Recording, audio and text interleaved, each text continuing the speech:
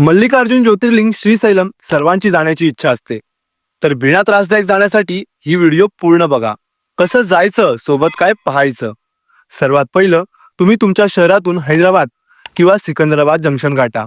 श्रीशैलम जाण्यासाठी तुम्हाला महात्मा गांधी बस स्टँडवरून गव्हर्नमेंट बस किंवा प्रायव्हेट बसही पकडू शकता. माझा ऐकाल तर दिवसभर हैदराबाद फिरून रात्री स्लीपिंग बसने श्रीशैलम गाठा. 250 किलोमीटर जाताना मध्ये जंगल लागतं. हे जंगल संध्याकाळी 6 ते पहाटे 6 बंद असतं. तर रात्री 11 वाजता हैदराबादवरून गव्हर्नमेंट किंवा प्रायव्हेट स्लीपिंग बस पकडा.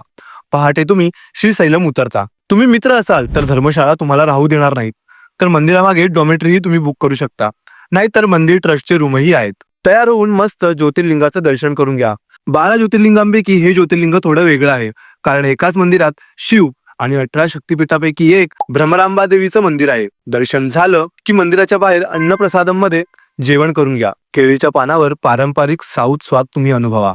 हे अगदी फ्री असतं. जेवण झालं की तुम्ही ऑटो करा.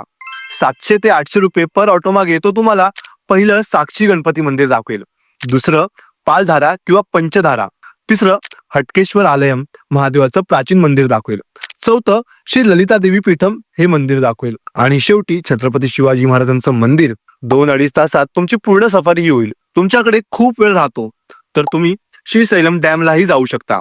संध्याकाळी मंदिर परिसरात यायला विसरू नका. रात्रीचं मार्केट एक्सप्लोअर करा. तुमचं एका दिवसात सर्व काही होतं अगदी आरामात. व्हिडिओ आवडली असेल आणि मराठी भाषेत आपला भारत फिरण्यासाठी मला फॉलो करायला विसरू नका.